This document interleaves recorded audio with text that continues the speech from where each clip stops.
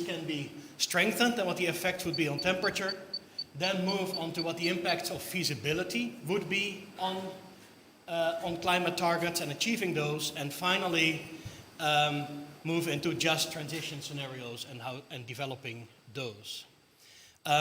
So let me welcome our first speaker, that is Professor Detlev van Vuren, who is a senior researcher at the Netherlands Environmental Assessment Agency and a professor at the Copernicus Institute for Sustainable Development at Utrecht University in the Netherlands, leading the Image Integrated Assessment team, and a member of the Royal Academy of Science and Arts in the Netherlands. Well, thank you very much.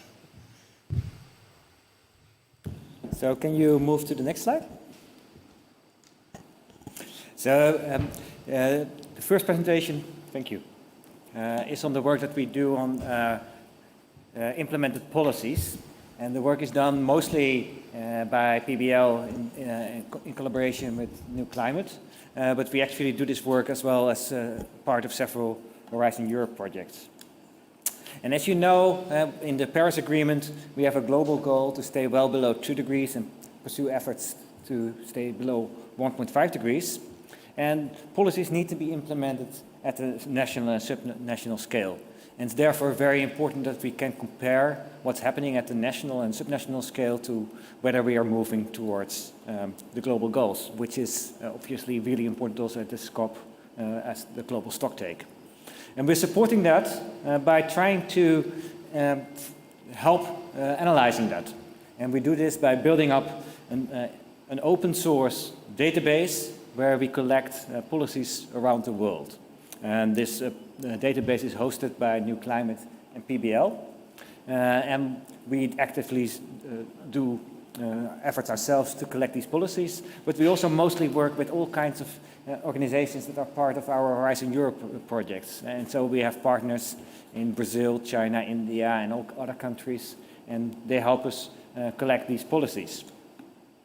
Now, on the basis of the policies that we have collected, we also have a modeling protocol where we select from the database those policies that we feel are the most influential, that has the strongest impact, and we make that evaluation together with our national partners. And based on that, we provide an open source protocol for modeling teams around the world to implement and to analyze what the impact of current policies would be. And so modeling teams at PBL, but also in all kinds of Horizon Europe projects, can then pick up this protocol and analyze these current policies. And we can compare that with scenarios where people implement the NDCs or the net zero pledges, and as well optimal scenarios to go to well below 2 and 1.5 degrees. One outlet is actually a report that we publish every year where we evaluate the current policies for major emitters, which was also published this year in November. So what is in the report? First of all, we evaluate the NDCs, and in the report we indicate now that now 177 countries have submitted updated and new pledges since the previous round, and 107 of those have reduced their emissions compared to the previous round. We then obviously also try to evaluate the current policies, which is shown here.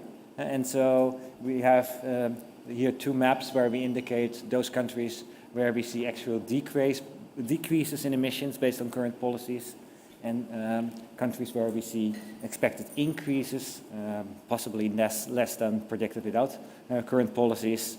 And what we indicate is that for some countries, we see now even further reductions in current policies, especially the USA with the Inflation Reduction Act, the EU, Canada and South Korea. We see also some countries where we have, compared to the previous report, now changed our predictions upward because we actually see a slight change in policies like the UK, Russia and Indonesia. Now, based on total, we expect actually current policies to more or less stabilize global emissions. which would be somewhere in the order of a -6 to +8% compared to 2019 levels. We also evaluate whether current policies then are implementing the NDCs. And you see on the right the countries listed with the countries that do more than the NDC listed on the bottom, and the countries that are not with current policies implementing the NDCs according to our analysis on the top. Yeah, obviously this is an important indicator, but it doesn't necessarily say whether the NDC itself is ambitious.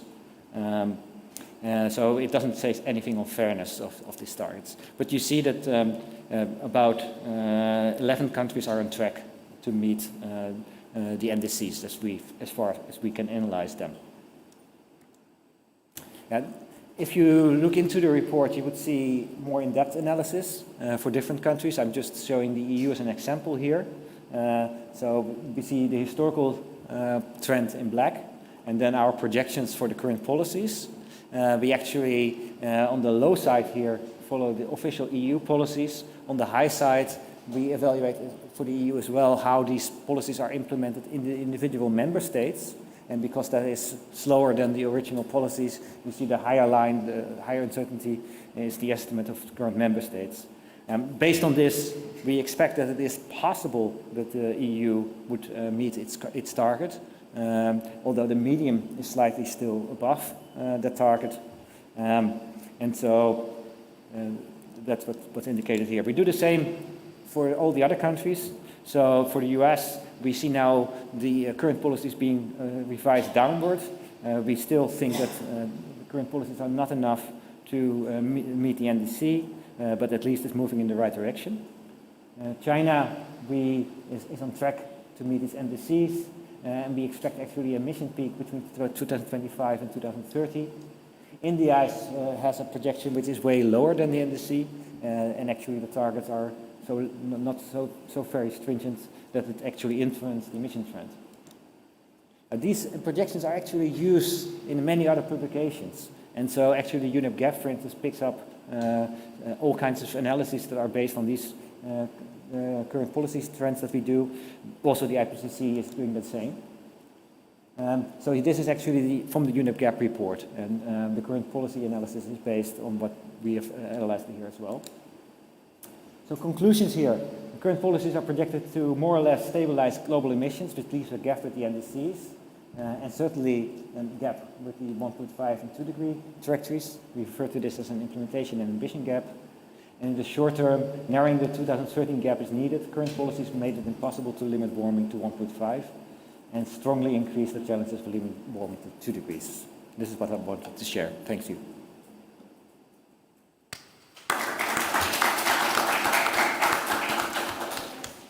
Thank you. In the meantime, also, Sonja, our moderator, has arrived, so feel free to come and join us here. And then our second speaker is the same speaker as our first speaker. And so I'm not going to reintroduce him, but it's now going to move to another topic to look more into what the effects are of the mid-century targets and how those can be strengthened. And so you can continue with the same clicker there. Okay, thank you very much, Bas. And remind to keep speaking forward. Okay, thank you. Okay. The analysis that we also wanted to do was to see how the net zero pledges actually influence this. So in the previous presentation, I mostly focused on current policy and the NDCs, but it's at least as interesting to see what the net zero pledges are doing. And as you know, the Paris Agreement, as I also indicated in the previous presentation, the Paris Agreement wants to limit temperature increase well below 2 degrees, and preferably 1.5 degrees. And since Glasgow, many countries have now formulated net zero targets, partly as part of their long-term strategies. And key questions are, does these net zero pledges, do they actually help us to achieve the Paris goals? And do we still have to increase ambition? And so we analyzed this as part of the Engage project, and we did this with many teams. So first of all, the teams that were involved also in the current policy analysis, but we also had other global teams joining this, and we had also national teams that joined this analysis as well. And Pedro will actually tell a little bit more about the analysis of the national teams. And so the scenarios that we used for this were first of all the same current policy scenario that I talked about in my previous presentation. So that's especially looking at those policies that are really being implemented by countries according to the database. And we extend that scenario actually after 2030 by assuming that a similar effort is being done after 2030. Then we have an NDC scenario where we simply assume that countries fully implement all the NDCs by 2030. And again, we assume that a similar ambition level is done after 2030 to continue that scenario. Then the next scenario, which we called the Glasgow scenario, was fully implementing the NDCs. And after that, we assume that countries that have a net zero pledge implement that net zero pledge. And we actually assume as well that they start to do that from 2030 onwards, which is obviously a very strong assumption because most countries have not indicated in detail how they are going to implement the net zero pledge. There are a large number of countries that have formulated net zero pledges, but not all of them. And so in the next scenario, we simply wanted to see what if we assume that countries that are comparable to countries that already have a net zero pledge, if they take up a similar pledge. And I will come back to that to show you what we have done there. And in the last scenario, we looked again at this, but then assumed that everybody would implement these policies 10 years earlier. And so we would not force the countries to first go to the NDC, but if it was attractive to cost optimal to go down earlier, they would go down earlier. And we compare this as well with the well below 2 and 1.5 degree scenarios that models can run in a cost optimal way. So this is about what we did in expanding the net zero pledges to other countries. I've plotted here the net zero pledges that countries have made against the income level. And what you can see that in general, countries that are richer have typically an earlier net zero year pledged than somewhat poorer countries, which we can understand, because under the UNFCCC we have the principle of common but differentiated responsibilities. And so we use this line then to also assign all the other countries in the world a similar net zero pledge. And we simply wanted to know what would be the result if we did something like that. So these are the scenarios. And as I indicated, we run this with 6 integrated assessment models. And so for each of these scenarios, you see a width, a bandwidth, a range, which comes from the different models, which gives some idea of uncertainty. And so above, we have, again, the current policy scenario. I already indicated that it more or less stabilizes emissions around 2030, and our extension has a small increase. Then for the NDCs, it's a small reduction in 2030, and our extension continues that particular line. Then for the first scenario, where we implemented first the NDCs, and after that the net zero pledges, you see that cyan color lines, which go down, and go down substantially as a result of the net zero pledges of the different countries, which is a big win, of course. I already indicated before that we made this strong assumption that the countries would start to implement their net zero pledge right after 2030. So it would be important to spread that message. And so implementing net zero targets could make quite a difference. But now, assuming that we extend that idea to all countries around the world, based on taking up a similar pledge as countries that have a similar income level. And then you can see that we start to get closer to net zero emissions by the end of the century. And if you then calculate the temperature that is associated with that scenario, you would actually end up around 1.7 degrees. Now, I had this final scenario where we actually dropped that the constraint of first implementing the NDC, and we assumed that countries would start implementing policies from 2025 onwards, which would be that lowest dark blue line, which would lead actually to 1.6 degrees even. Yeah, so these net zero pledges, if implemented right away, if we can extend them to all other countries and we can make them slightly more ambitious, they have potentially a pathway of getting us really towards the Paris goals.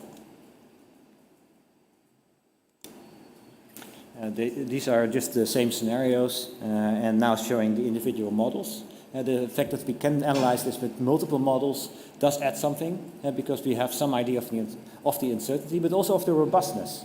And you can see actually that many models got similar results, which gives us some confidence in these results.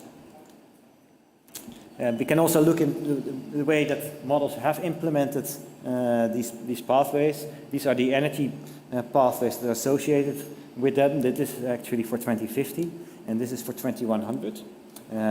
We have grouped them here by different countries, by different scenarios, sorry, in the different bars and by the different models. And what you can see is that if models implement these scenarios, first of all, they expand the use of renewables heavily. They reduce the use of fossil fuels, going to very, very low levels next to zero. The amount of biomass in most of the models is increased. And then nuclear plays some role, but not a very important role.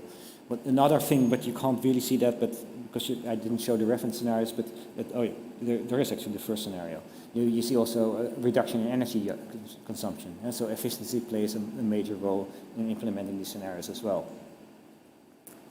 And these scenarios were created as part of the Engage project. We have now a new project called Elevate. And in Elevate, we are picking this theme up. We are looking to the net zero scenarios again. We are redoing these analysis. We are actually doing this every year to follow also how countries are changing their current policies. We're also looking into, for instance, things like fairness or co-benefits. And what we intend to do as well is to publish every year a net zero report based on that project. We now have the first prototype of that report, and for people that are interested, I have copies with me and I can share them.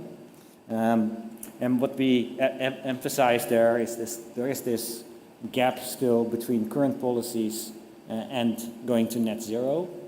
If we would follow the net zero pledges, we would get much closer to going to net zero, but the current implementation, that is where we feel is the biggest gap still.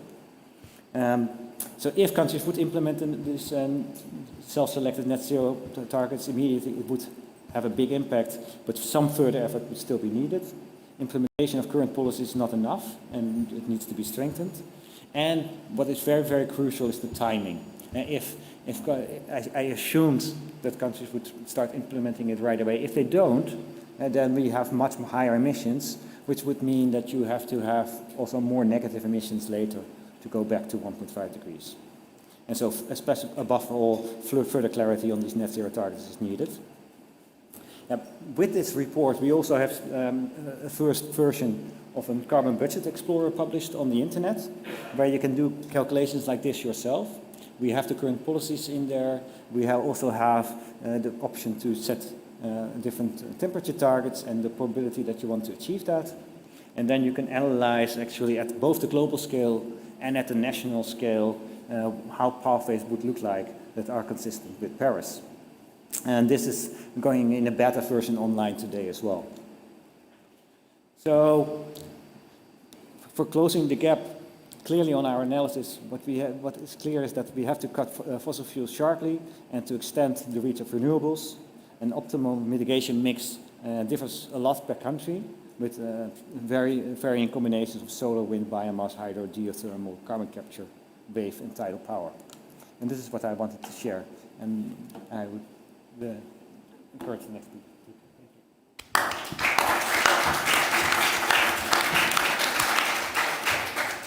Yeah, thank you, Detlef.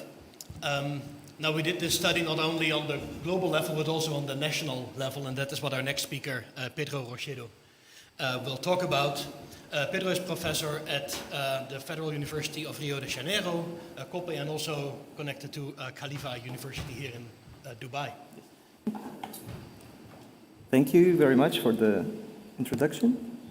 As my Detlef mentioned previously, I'll quickly present the results of the nationally modeling effort. So those are the results from national modeling teams regarding the implemented policies and their Glasgow pledges, and how can those countries aim to meet the gap.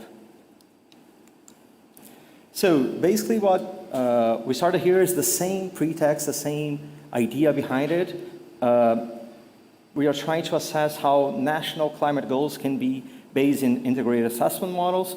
Different teams build models for each of their countries. I'll show them a bit which countries they are. And we used an approach for implementing policies, the current policies, the NDCs, their estimated carbon budgets for the long run regarding 2 degrees and 1.5 degree scenario. This is just an example, a sample of all the countries that we have: Brazil, China, India, Indonesia, Japan, Mexico, South America, Thailand, and Vietnam. And the CO2 budgets that we implemented in the models for the 1.5 compliant scenario and 2 degree scenario. So the narrative here is basically the same. All countries have their own NDCs or their own targets. Most of those countries have a net zero pledge made in Glasgow, as mentioned previously. Not all of the modeling efforts, not all of the model countries have defined pledges at the time of this exercise. So we use the same procedure as the global modeling team, which we were also a part of. And something that we highlighted is that some countries developed the net zero strategies in terms of GHG emissions and some in CO2 emissions. So we kept that as decided by the country's policies. So again, the aim here is to understand how there is a possible gap, and how can current national targets and policies be achieved in a cost-optimal manner. The scenario design is basically the same. I won't go through them again, but basically it is the current policy scenario, the NDC, so implementing the NDC up to 2030, the Glasgow scenario, which aims to add the climate ambition to reach net zero by its said country, the Glasgow Plus scenario, which again we implemented in the case that countries that did not have a pledge, we estimated the pledge just as Detlef have shown previously regarding the correlation between the country's GDP, and the Glasgow Plus scenario. And finally, there was the 2 degrees and 1.5, in which each country used a national carbon budget to estimate the optimal trajectory of reducing emissions to be compliant with the national global run of 1.5 and 2 degree scenarios. So as you can see, there are 7 models, 7 different models, 7 countries that were modeled in this exercise.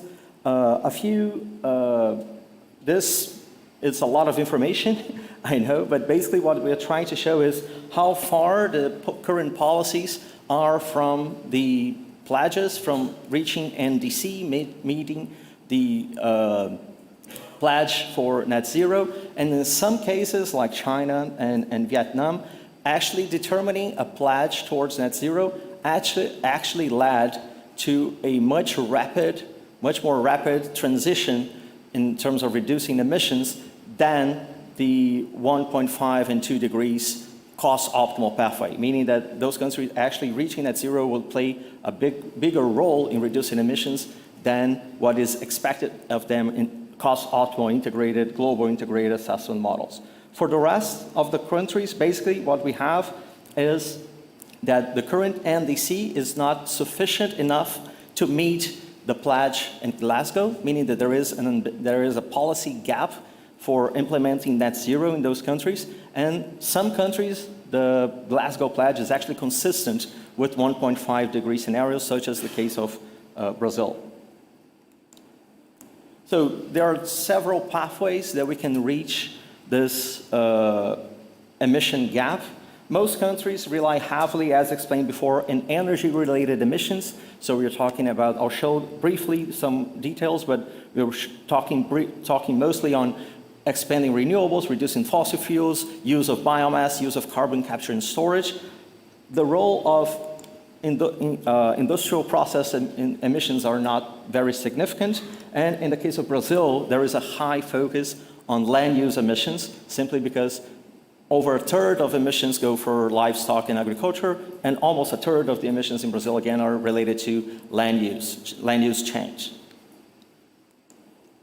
This is in terms of primary energy, so the idea here doesn't differ much from the global perspective. All the bullet points are there. So we have an increase in, there are countries that rely heavily on biomass as a strategy for reducing emission. This is the case for Brazil and Vietnam, sometimes associated with carbon capture and storage.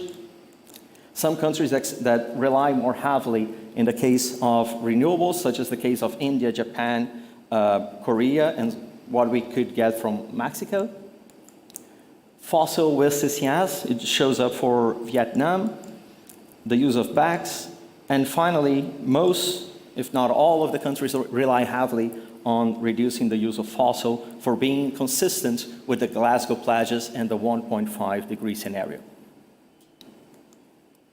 So, for closing the gap, the main conclusion is that no current policy scenarios for all countries assessed, they are not consistent with closing the Paris goals.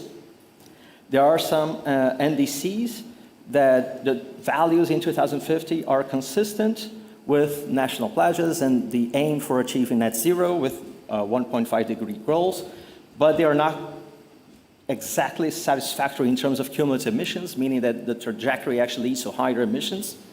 The announced net zero pledges were definitely a big step forward, especially for countries like China and Korea. Those results show that the aim of their countries is actually higher than was expected for average cost optimal solutions. And the last message that I can give is that each country has their own challenges, has their own strategies. We can see that each country had to develop their own strategy to meet the targets. Brazil more reliant on reducing land use emission. Other countries relying heavily on reducing fossil phase out, CCS, renewables. So it is really important that the best strategy is developed by each country, and it's really important that each country has the capability to understand how to develop their own policy mechanisms to reach net zero to help us reach this emission gap. Thank you very much.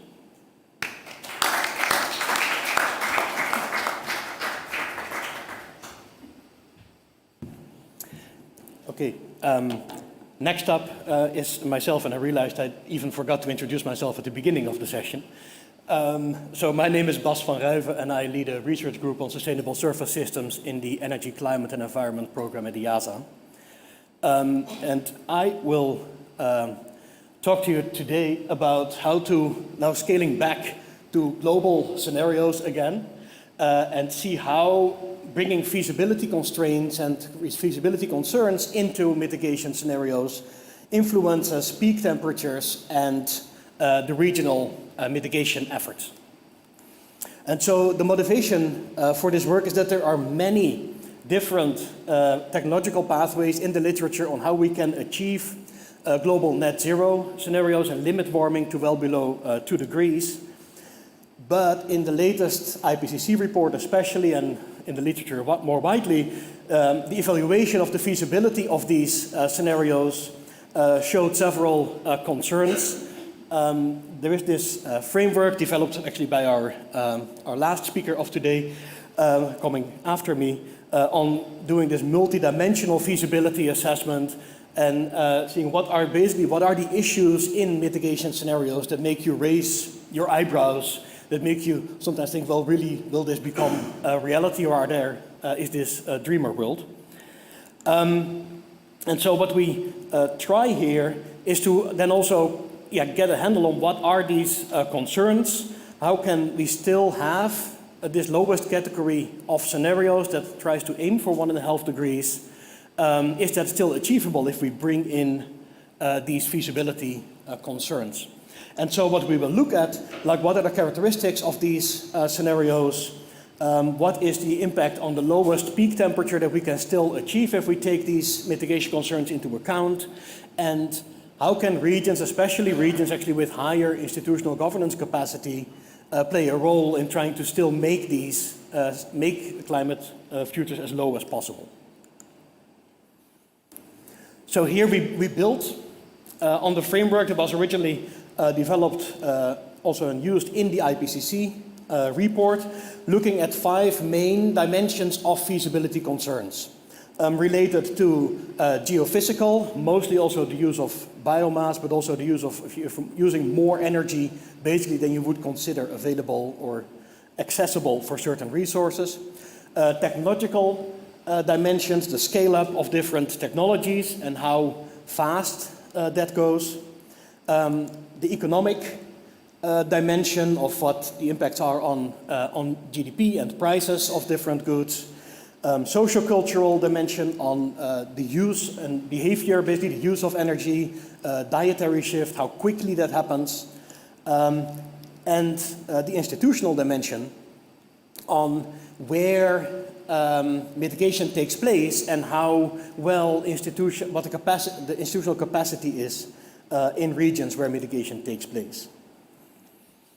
And so as you see here, basically already in the IPCC assessment in the AR6, it came out that this institutional dimension basically is the most concerning, that many of the scenarios basically have a lot of mitigation taking place in regions and countries where institutional capacity to implement this is relatively low. In terms of thinking about feasibility and defining feasibility, this is a conceptual field by itself, but a few things are really important. First of all, to start with, feasibility is not desirability, whether you actually think it is desirable to have a certain future. It's not necessarily related to equity. There's an equity component to it, but it is not the driver of this, nor necessarily probability in making a probabilistic forecast, but more if you think of this, of these cones of all possible futures, there is the category of possible climate scenarios that are imaginable with big disruptions. We can bring that to a somewhat narrower space by thinking about the plausibility and the internal consistency within those narratives and stories. Then feasible is the category that is doable based on what we sort of know about the world now, comparing changes to what happened historically. And then probably is an even more narrower category, more looking into likelihoods of forecasts. And so here in these scenarios, we focus on the near term. We only look at how about the peak temperature is, and not so much on what happens afterwards in going to net negative and what happens in the second half of the century, basically after reaching your peak. We constrain the ramp up of technologies based on their individual challenges. For example, for wind and solar, based on recent experience, we let their market share grow with a maximum of 2% per year plus any demand growth. So that is still a very fast growth. Nuclear and carbon capture, any projects that are in the pipeline until 2030, and then an optimistic growth afterwards. And biomass use is limited to 100 exajoules per year, which is considered a sustainable limit by many studies recently. And then on the side of institutional capacity, we build on an empirical analysis that was published a few years ago, comparing government effectiveness of different countries to what we see in terms of CO2 emission reductions along the government effectiveness and other environmental policies like air pollution policies, and so being implemented and considered and maintained also in countries. And that we combine that with projections for governance effectiveness, for institutional capacity, based on the shared socioeconomic pathways, in order to then see what would the shifts also be between the efforts in certain regions and how much can you expect in certain regions. Basically, the approach that we implement here is to avoid that in regions with a lower institutional capacity, you have either very high carbon pricing or very steep reductions of CO2 emissions until higher levels of institutional capacity are reached. Then we implement this in a number of integrated assessment models, 7 models, and combine this feasibility scenario that constrains, actually also with enablers in regions with high institutional capacity, on demand side reduction, on electrification, and on faster renewable scale-up. And so to see what can be done by those regions to compensate for feasibility constraints elsewhere. So if we do this implementation, first of all here, the cost effectiveness, in terms, we here see the different cumulative carbon budgets until net zero, basically. The higher, larger your budget, with lines for 1.5 and 2 degrees of what you exceed here. If you look at the cost-effective, cost-optimal scenarios, basically in an unconstrained world, in the ideal case, we would still be theoretically able to limit warming to 1.5 degrees in most of these model implementations. But if we take into account the feasibility concerns, this strongly reduces our chances of actually limiting warming to 1.5 degrees. You go more towards the 2 degrees, basically. But these enablers, if you think of an enabling scenario that has higher electrification, lower demand, it will bring you at least back to well below, to the zone of well below 2 degrees scenarios. If we look at what the regional implications of this are, here you see on the left, basically the emission reduction in different regions in a cost-optimal case, being about 80% in the OECD, 75% in the China Plus region, and almost 70% in the rest of the world. If we take into account these feasibility considerations, this shifts considerably, because then you see 100% reduction in OECD countries, going more towards 85, 90% in China Plus, and that leaves then room for an only 44% reduction in the rest of the world. And so this shift, creates sort of a reallocation of emission reductions. If we combine that then even with the enablers, then you can go even still lower and keep this well below 2 degrees within reach.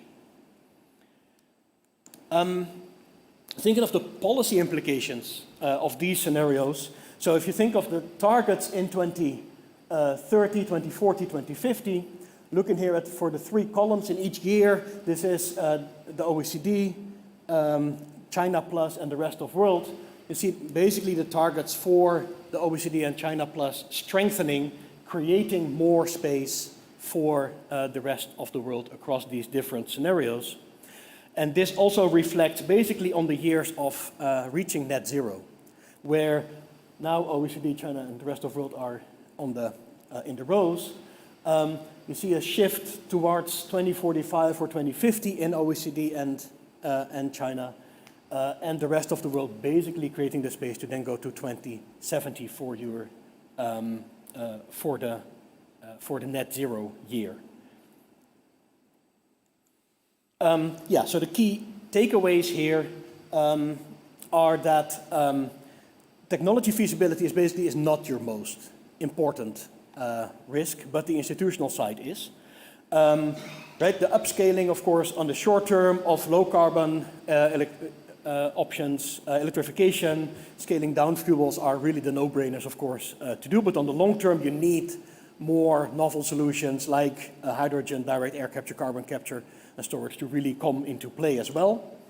On the institutional side, really to increase the chances of staying well below 2 degrees, the OECD region really needs to do more, and also China plays a really decisive role, being sort of the largest emitter by now, also having by that the biggest hand on on the lever, basically, to make a change on the next decades. Yeah, but in all of these cases, basically, the likelihood of keeping warming to below 1.5 degrees is really low, but with enablers, we can still actually have considerable chance of at least limiting warming to below 2 degrees, more or 1.6 at the peak as well. Yeah, thank you for that.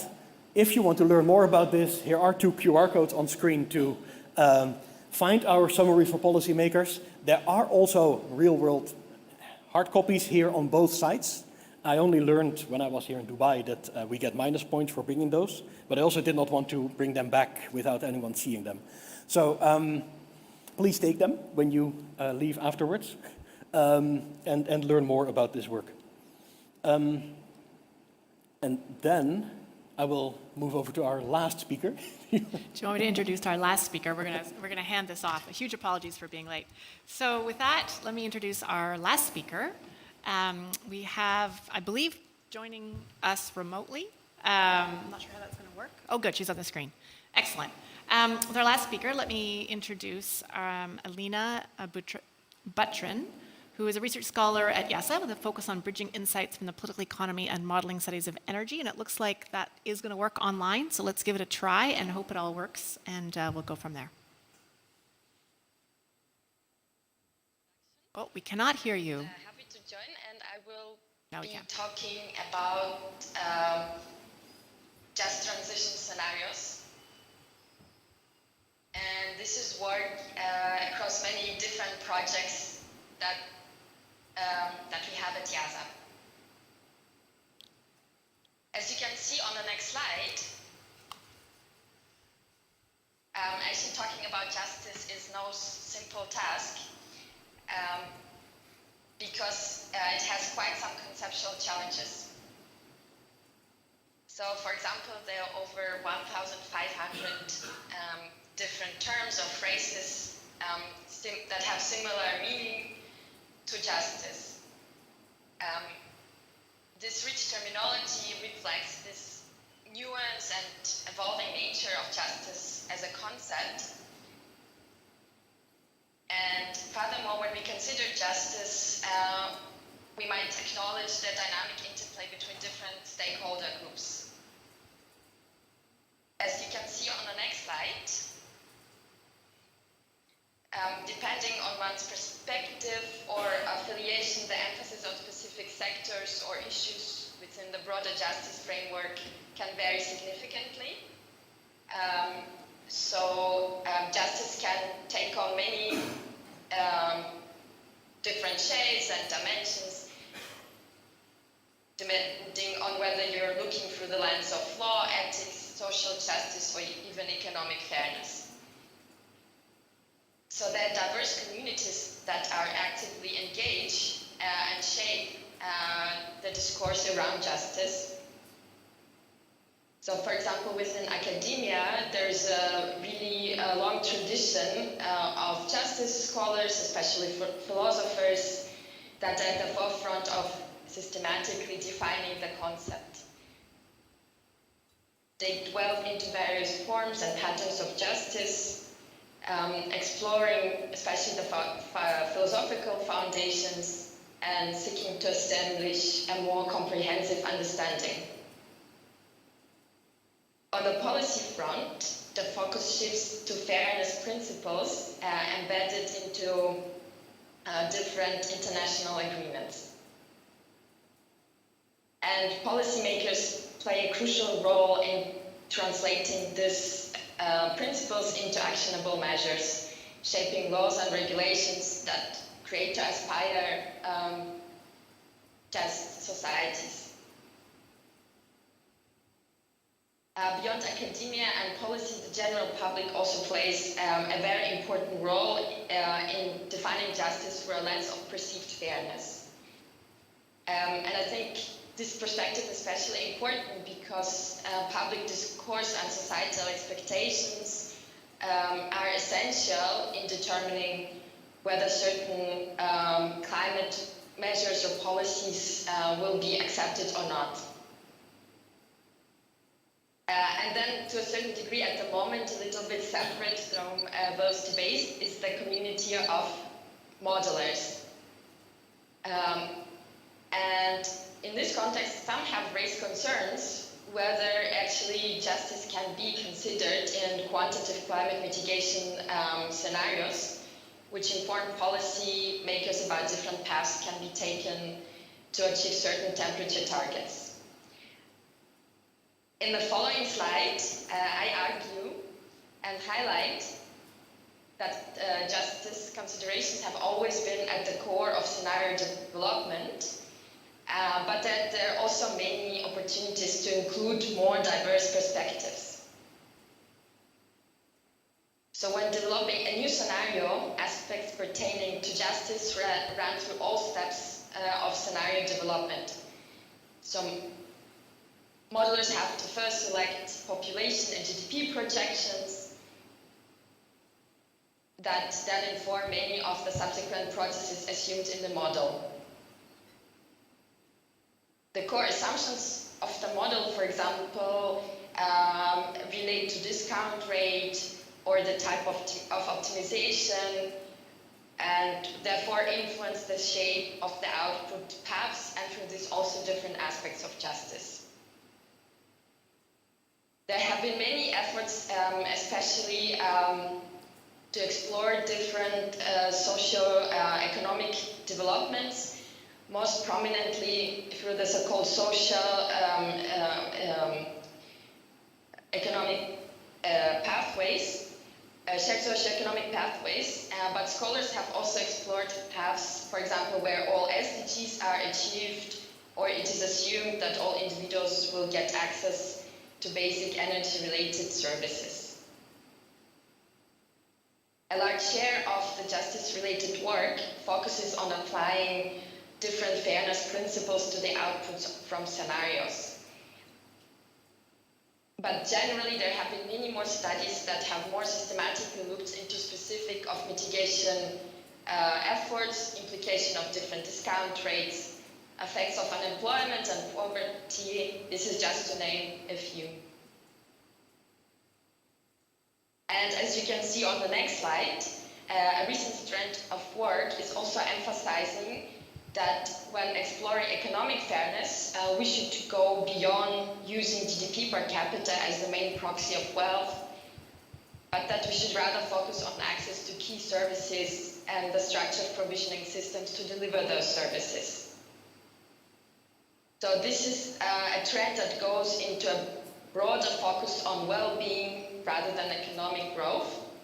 And in this context, also quantitative scenarios can be particularly useful because there we also explicitly assume different levels of consumptions related to energy that are used for heating, transport, or food, and those are all key drivers of emissions. In the next slide, we argue that all of these different communities can be connected to allow for a more systematic exchange and incorporation of insights. And what is actually missing at the moment is more of a common language or a framework and more tools that would allow for an interactive exchange. So we think that despite some of the limitations, quantified trajectories linked to certain climate mitigation pathways can be extremely useful and can be such a tool that unites different communities. As you can see on the next slide, within our team, we have tried to develop, especially first from the philosophical perspective, such a unifying framework where we highlight that a systematic approach to justice first should identify which area of climate justice is studied, as we might have some questions more pertaining to mitigation or to adaptation. Just to name a few examples. Then we should ask at which scale we study justice. So this pertains more justice for whom.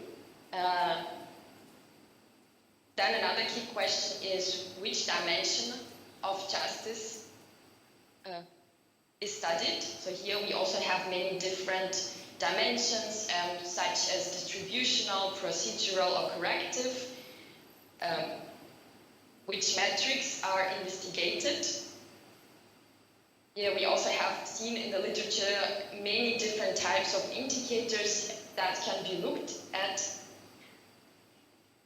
And one of the most innovative elements of this framework is also to think more systematically about which patterns of justice are followed. So these are concepts that come especially from the work of philosophers. In the next slide, we show also a possible concrete implementation of such a framework that we are working on at the moment. So in this context, we focus on access to services and across regions over time. And we focus on distributional justice, and we more systematically explore different consumption levels. And we have developed a quantification of different justice patterns that we can then show to different types of stakeholders and ask them to let us know what is perceived as fair. As you can see, one of the kind of core elements of the aggregated utilitarian pattern is that consumption increases in all regions. So we assume that an possible observed trajectories from scenarios would be that in a given sector, all consumption in all regions grows. Prioritarian, the core idea of prioritarian is that those who are worse off will gain the most. So in this context, one of the observed trajectories could be that regions with lower consumption catch up. Egalitarian pattern reflects the idea that everyone converges to a certain same level. While sufficitarian puts more focus on everyone being above a certain threshold, and limitarian, on the other hand, highlights more the patterns where higher regions are reducing their levels of the consumption. So we have developed this framework and also an online tool to connect the general public with these quantified trajectories and to explore the following questions with this tool. So first of all, which patterns are preferred and why? Which patterns are missing from the current scenario narratives? And how does inclusion of new patterns interact with other key mitigation indicators? We hope that by creating this tool, we'll get really more systematic insights that would allow a more direct interaction between different types of stakeholders and modelers, and will help them develop new narratives that they can again present to different types of stakeholders, through this creating this kind of interactive cycle where we can hopefully develop scenarios that are then perceived as fair by general public. And as you can see also on the next slide, we would be very happy if you also try out this interactive tool and also provide us with feedback on what you think is working well, what is not working well, and then generally to provide feedback on the different patterns that we highlight in this online tool. Thank you very much.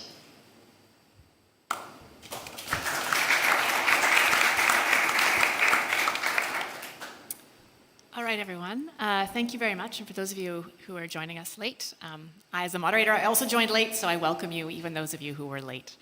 I think we're now going to open it up to questions. We have about a half hour, and I thought so often in these situations, the conversation doesn't get to the audience. So I really wanted to throw the questions open to the audience first, and then if nobody has questions, I have plenty, but we'll throw you over to the audience first. So does anyone have any questions that they would like to kick us off with?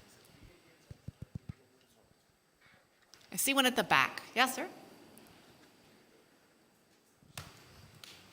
Hi, thank you for the talks. Damon Matthews from Concordia University. I'm wondering if Detlef or someone else on the panel could speak to this question of the science or lack thereof behind the need for a fossil fuel phase out. I missed the question. Can you repeat? I'm wondering if you can speak to this question that Al Jaber raised yesterday about the science behind the fossil fuel phase out. Yes, so do you want me to go? Do you feel like you want to take that one? Yeah. Well, If you're ready to take it, go for it. Was one to add, but yeah, so I already showed on the slides that all these scenarios that go to 1.5 are characterized by quite a rapid fossil fuel decline. And what we see in the scenarios that are in the IPCC database is that coal is more or less phased out completely way before 2050. And then oil and gas have some role in some sectors. And so there are some hard-to-abate sectors where we see some fossil fuels being left, sometimes in combination with CCS. But compared to current levels, they're considerably reduced. So what I think these scenarios are telling is we have to go down quite rapidly on fossil fuels. We see on the way how difficult some of these areas might be, but what we overall see in the scenarios is that scaling them down rapidly is possible. And that doesn't really has to hamper with socioeconomic development because many of the renewable alternatives are even cheaper. Does anyone else on the panel want to jump in here, or can we move to another question? Anyone else desperately want to say anything? Okay. I saw a question over there. Yep, in the white shirt. Hi, thank you. My name is Emiliana. I'm from Chile, and I'm here with College of the Atlantic. My question is, what does the science say about the effectiveness of carbon removal technologies and carbon storage, and whether there is evidence that actually it will enable net zero at any moment that is necessary? Who would like to take that one? You had your hand up, so why don't you jump in? Okay. Wasn't necessarily meant as volunteering immediately. But in a net zero situation, all of these scenarios, there's always some sectors that are still having some positive emissions that need to be compensated by others that will have actual carbon removals. We see this in an earlier study of scenarios that we did at the beginning of the Engage project, looking at how this is across different sectors and how this is across different regions. At the situation of net zero, you see that some regions go earlier because they have large capacities to do negative emissions and compensate basically for others who will inherently be slower and have have remaining higher emissions. And for sectors, you see the same. The power sector generally goes net negative earlier than industry or some of the transport sectors that have are much harder to bring to really net zero. And so you need the balance between the two, at least also if you want to go to zero. If you don't want to overshoot, and then if you overshoot the temperature target, you will have to be net negative afterwards to compensate for being too warm. But even if you don't want to overshoot and limit, you still need the combination of some of the positive and negative emissions, I think. Did anyone else want to jump? I see your hand here. Do you want to add on something? Yeah, so for all the countries that have a net zero GHG target, they implicitly already took on the concept of CDR, because you can only achieve a net zero GHG target by also going negative on CO2, because you won't be going negative on the non-CO2 gases. So I think that it's a challenge. So on the one hand, I think we need CDR to go down to zero and probably also to go back in temperature. At the same time, you don't want CDR to replace any area where you can really mitigate gases. And so we should stimulate some development of these technologies, and some forms of CDR are also not really problematic, like reforestation. But at the same time, we should ensure that it doesn't replace mitigation anywhere. Thank you very much. I see two and then one in the back. So maybe we'll take two questions at once just because we don't run out of time. So do you want to take yours, and then we'll take yours, and then we'll do the next set. I see the one, you're at the back, you're number 3 and number 4. Okay. Thank you. I'm Peter Murphy. I'm with CFACT in the U.S. And I had a question for on the climate justice issue. And do I understand from the presentation, are you in favor of what you described as the egalitarian approach, that where the arrows come together? That struck me as, shouldn't it be more who's being impacted, what nations are, say, impacted by a typhoon or unusual weather, as opposed to just, are you trying to reduce consumption in wealthier societies and is this just a massive redistribution scheme? Is that defined as justice? Is the egalitarian approach, is that what you're getting at with that? It just struck me as like a Marxist scenario. Is that what it is? Since that's right at you, Alina, why don't we do that, and then we'll go to the next question after that. Go for it. Okay, thank you. Thanks for the question. So I think our goal is actually not to impose any of the justice conceptions, but rather create tools to systematically ask these different stakeholders what they perceive to be just. So we actually try to collect all the different justice patterns that were proposed by philosophers so far. And then we try to see, what can we find also in scenarios, and then present this in an accessible way to stakeholders and to ask them what do they perceive as just and why. So there's no imposition from our side on what is just, rather we want to create tools that allow exchange between different communities on what they perceive as just and why. And also this focus on different types of services on consumption is just one example. In our broader framework, we highlight that there's many different dimensions of justice, and that actually scholars should be very explicit always in highlighting which dimension they're focusing on and why, but also in policy debate that we understand that it's very complex and there are many different aspects, different sectors that we can look into. Thank you.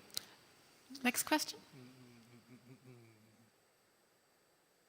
My name's Imran from South Africa. The question's really at the first 3 modeling exercises. As I kind of understand it, one of your assumptions is that kind of economic growth rates would stay more or less as they are, and that kind of global kind of income distribution will stay as is. What would it do to your scenarios if you assumed some that kind of Africa, for example, kind of increased its kind of growth rate quite substantially, and went through a process of industrialization to reach some sort of benchmark that we would think of as an adequate income? So my sense is that it would really dramatically affect your scenarios. Is that right? You want to start? Taking 2? Go for it. Yeah, go for it, and then we have to get to the ones at the back. So go for it, and then Okay. Thank you. Basically, there are methodological frameworks to assess your question. What if the economy changed? What if this behavior towards this shift from the economy towards a more industrialized economy? There are approaches for us to do those type of assessments. We have done those types of assessments before. It was not part of this specific topic. Something that Alina mentioned was, for instance, just to show that the shared socioeconomic pathway framework, it actually allows for some of that range of possible outcomes of different economic, social, and cultural reorganization for the future, of narratives for the future to be assessed. And we have done studies like that in the past. And this case was mostly focused on, okay, so what is intended by each country, what is the stated policies, what is the pledge that they have announced, and how can those countries achieve those gaps, achieve those targets, and how far is it from a cost-optimal assumption for 2 degrees and 1.5. So something that you said for South Africa can also be said for most of the countries that we saw, such as Brazil, Vietnam. So there is an interest of further research on, again, there might be strategies from either demand side, economic restructural, that will change the country's ability to mitigate. And I also think that there are significant opportunities for those countries to reorganize their economy in a much more efficient, sustainable, and compliant, climate compliant way. And this is true for most developing countries, that they can take this as an opportunity to take the advantages and the competitiveness of certain sectors that each of those economies have to create a better strategy for the whole economy, and that can help with the equity and just transition as well. All right, we've got two at the back, there and then there. So start there and then we'll go next. Great. Thanks to the panelists. Hi, I'm Ellie Johnston. I'm at Climate Interactive, and some of you all may be familiar with our scenario analysis tool, Inroads.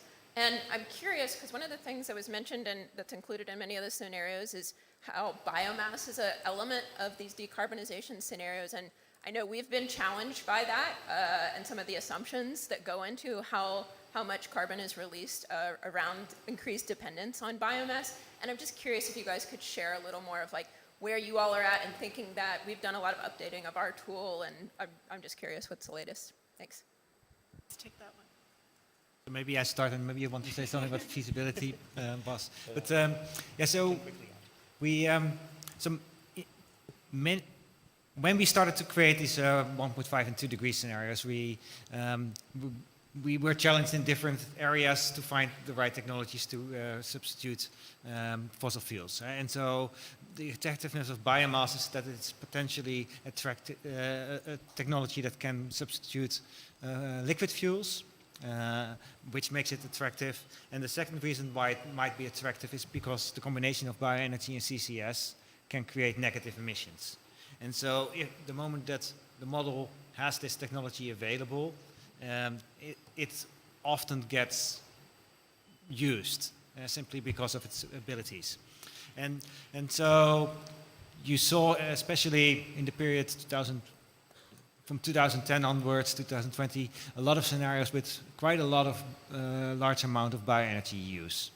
Since then, you see more discussion about how much bioenergy is actually is possible to produce in a sustainable way. And while these older studies also looked at how much land is available, you see now that people have become a little bit more concerned and have put more restrictions on the amount of land that could be available, the amount of removal of natural vegetation and things like that, and other risks also for food production. And so typically, most of the scenarios that are published now we keep bioenergy use under 100 exajoule or something like that, which possibly is a level that could be produced in a sustainable way. But I think it is a concern, and you always have to look whether this is really possible. Do you want to jump in, and then you want to jump in? Are you good? No, basically I was just going to add that at some level, most models take into account a certain levels of sustainability, let's call it that, land availability, competition with land, and especially in the case of, this is true for all global integrated assessment models. They try to do that in several different ways, and like Detlef mentioned, they try to range and what they think it's sustainable with their criteria. And on national modeling, I highlighted that each region and each country sees biomass very differently, so very few countries actually depend on bioenergy and bio-CCS and BACs as a strategy, and the main reason is that that country has either the land availability or the expertise in biomass production, and that could lead to a strategy to decarbonize industries or sectors of the economy that are technically hard to abate, and that can lead to a faster reduction of fossil fuels. So I'm talking about aviation, I'm talking about chemical products, petrochemicals, I'm talking about international shipping. And that is the case, for instance, in the national results, it was quite highlighted the role of bioenergy in Brazil, and we have assessed that, for instance, that the impact of that level of bioenergy production had no impact. It actually improved results in biodiversity indicators, for instance. So being climate compliant can actually lead to a more, let's say, a better result outcome in terms of biodiversity indicators. We have already published articles talking about it. Thank you. There was a question back, yeah, right there. Yeah, I've got it. Hey guys, I just wanted to thank you for your time. My name is David Cooperberg, and I'm from Appalachian State University in North Carolina. And my question concerned a little bit more about the global stocktake and how you would take the data and your findings into the language of the global stocktake. If there's anything you guys find is missing or something you would add, I'm curious to find out what you think is the most critical thing that you would contribute to the language and the key findings in there. Thank you. Great question. I'm glad you asked that one, because I was going to if someone didn't. So maybe I'll ask all the panelists to think about that. Based on your research, what are the key ideas for the global stocktake? Maybe start with Alina online, and then we'll go in order.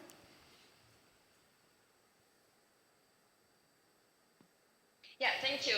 No, I think also given my presentation, I'm especially interested in developing the tools to allow collection of information, my presentation was more about general public and stakeholders, but I think it would be also interesting to more systematically create exchange between policymakers and modelers, and to have also this kind of more iterative feedback, so that we can always incorporate kind of the newest, or we can inform also policymakers about the newest insights from scenario work, and can also get feedback from them on what, for example, types of narratives should be considered then in the next generation of scenarios. Thank you.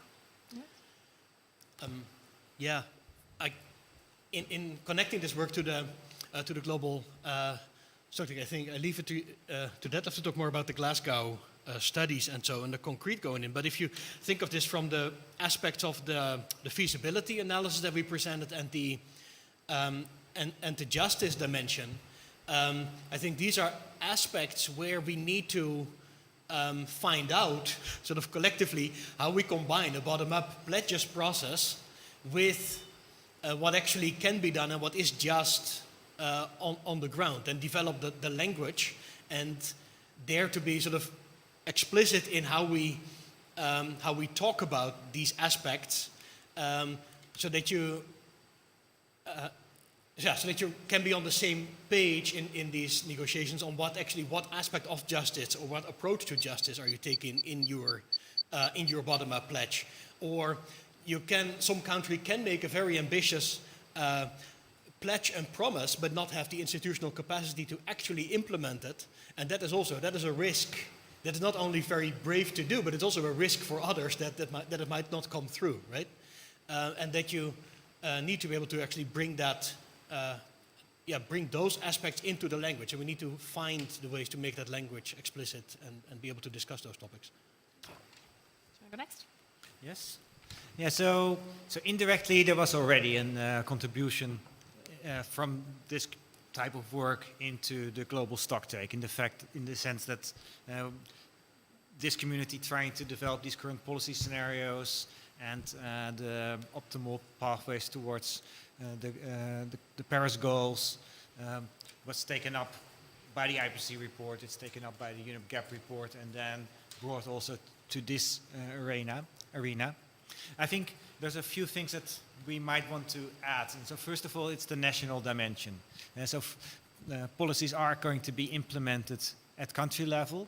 And so knowing that at the global scale that we have a gap is not so very useful. We have to know what would be a reasonable target for individual countries and how could individual countries try to close that gap. On that first question on reasonable targets for individual countries, when I was indicating that that there is this since today this website that we published where you could play around for individual countries and take some of these effort sharing rules that also we presented before. You could actually go to a country, you set your global goal, and then set these different effort sharing rules and can see actually what the result would be for individual countries, and you compare current NDCs with those targets. And the address of that tool is available in the brochure that I could share with you if you want to.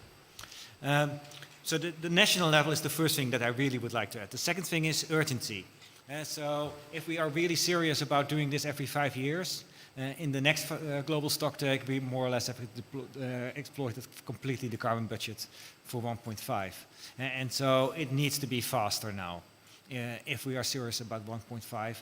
And that doesn't mean that we have to do the next Global Stocktake further, but we need to make sure that NDCs are speeded up fast, that new initiatives are coming out in a way that we prevent the next Global Stocktake to conclude that 1.5 degree is simply not possible anymore. And then the analysis that we did on the net zero pledges to some degree gives some pathway of strengthening.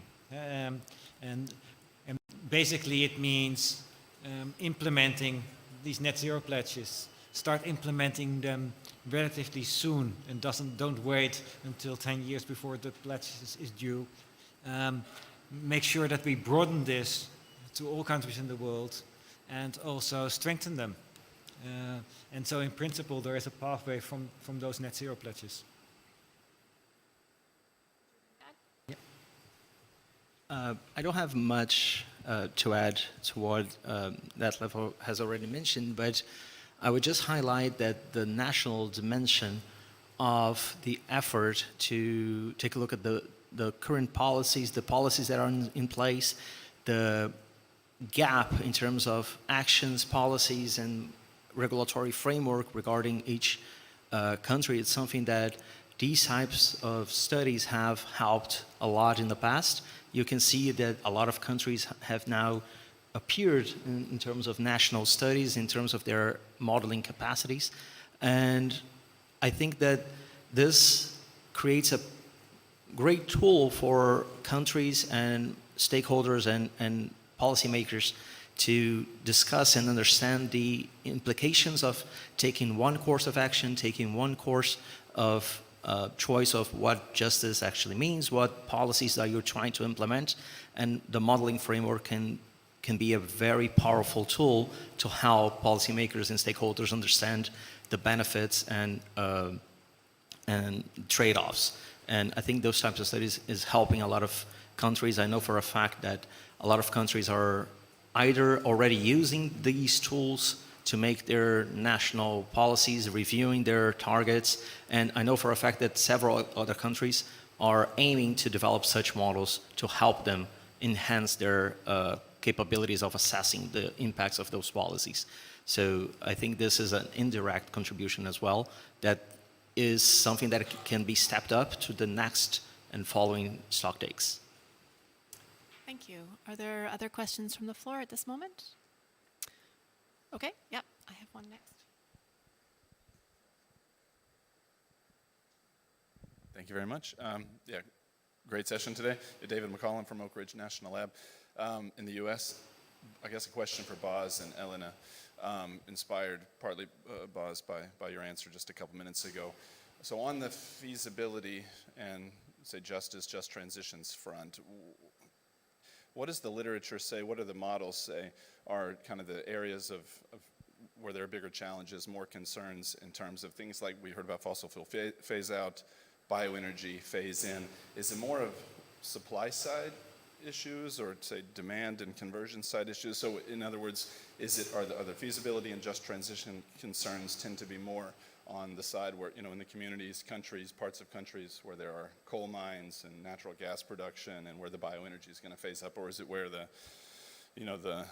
oil refineries are and the coal power plants and so on, where I don't have a good feeling. I mean, because a lot of times these are not co-located, and so I don't have a feeling for what the literature says, where the bigger issues and bottlenecks could be, or enablers maybe. Yeah, thanks. I can start, and then Elena, please come in. You're more familiar with the empirical literature on this topic as well. But from the feasibility side, I think the analyses initially indicated on the supply side there's not much that hasn't been sort of done or happened in the past in terms of paces of change, both upscaling and downscaling.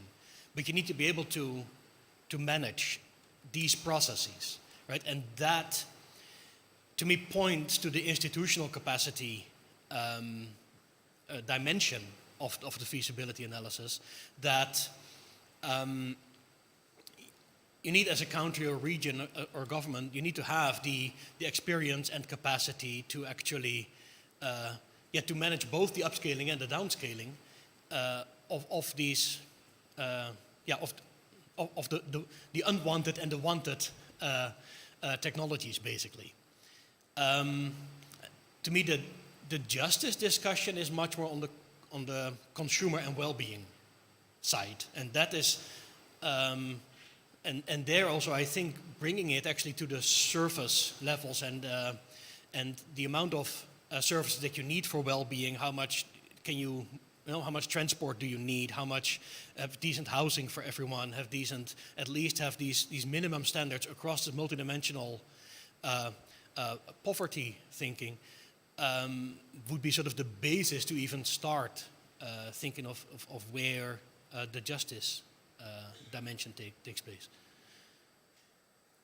Elena, did you want to jump in quickly with a few last thoughts?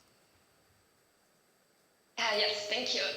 So I think that's also quite context specific, and we are trying to understand this a little bit better also through empirical studies, looking at cases of successful transformation, but also into acceptability of different mitigation options.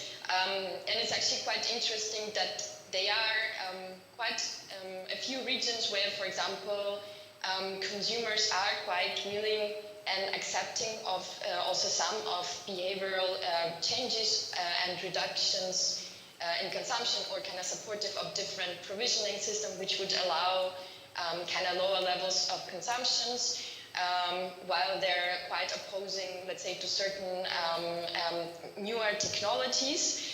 And in other regions, it's a bit more reversed. And of course, with kind of supply side transformation, we also have lots of challenges with infrastructure in certain regions where fossil fuel infrastructure is relatively new, was built up in the last 15 years. So I think there we also see quite many infrastructural challenges. But at the same time, I think what we learn more from empirical side, from surveys, is that the general public there is quite interested in transformation because of certain co-benefits. So we know that in many regions people really think a lot about air quality and see this as an important co-benefit also of energy transformation, improved air quality. So I think there this different justice and feasibility considerations are very context dependent, and what we are trying to understand better is which regions which kind of mitigation paths are more acceptable and also feasible. Thank you very much. We are getting to the very close of our event. I personally have a whole bunch of questions still, largely involving things like access, sustainable development, and all of these, which strangely didn't come up at all, which was surprising. But that's for another conversation. I know there are paper copies of the reports on either side. And maybe we do have, I think, 3 minutes left. Maybe I'll just turn over to the speakers. If you can maybe in 1 minute or less summarize your key points, your key takeaways. If you start. We'll do it the other way around. I love this. He's like begging for the other way around. So maybe we'll do it in reverse order. 1 minute or less, your key takeaways you want people to take away today. That's a hard, that's a hard thing to do, but I guess that the main takeaway from, at least from the national modeling aspect regarding the policies, is that it's very important to take into account the national circumstances of how to raise ambition, how to improve action, and to turn that into a challenge of what is feasible, what is fair, what is just. Those types of tools that we are developing and studies that we are developing may help a lot different countries and different nations into enhancing their capability to try to answer those questions and really understand the implications of selecting one course of action to meet that, to aim for reducing that gap. So I think that each country needs to take into account their own special circumstances, their capabilities, their potentials, their limitations, and that can help us get closer and closer to the implementation of the net zero. Great. 1 minute or less. Okay. Yeah, so with this projects, we're now following the current policies already for a couple of years, and we can see progress. And so if we were estimating the climate impacts of current policies in 2019, the expected outcome was still above 3 degrees. We have now revised that downwards to in the order of 2.8 degrees. So it means that slowly the world is making progress in implementing climate policies. But it is too slow. At this pace, we're going to miss the Paris targets big time. And so we have to increase this pace. And we have to start overcoming this emission gap that is still there. I think that the route via the net zero targets is a route that is interesting, and I've already indicated before. We simply have to start implementing them. We have to implement them now. We have to broaden them, and we have to make them slightly more ambitious. And then there is a pathway to go well below 2 and even to 1.5. All right, now we actually have less than 2 minutes, so I'm afraid, Bas and Alina, you're going to get about 30 seconds each. I'm really sorry. Go for it. Okay, then I go first. So to me, actually looking at how from Kyoto to Paris, basically from a more top-down to a bottom-up perspective, the approach towards feasibility and justice is changing from a more exposed thinking into a much more bottom-up and diverse thinking. And that also is coming into our modeling tools and scenarios, and I think we need all your help also to bring that in, and so I would really encourage you to go to the URL, which has disappeared from the screen, to fill out how you think about justice and can bring this in. Alina, we literally have 15 seconds for you, but you get the last 15 seconds all to yourself. Sorry. Thank you. So just main takeaway is that justice and feasibility are quite complex concepts, but they shouldn't be used to justify delay, because actually this concept can be analyzed quite systematically and can bring different communities and insights of different communities to allow kind of better development of future strategies to make sure that different interests are considered and therefore the final kind of outcome is more acceptable. Great. Thank you all very much. And we actually ended with 12 seconds to go at this session. So thank you, everyone, for your questions and answers. Thanks for joining.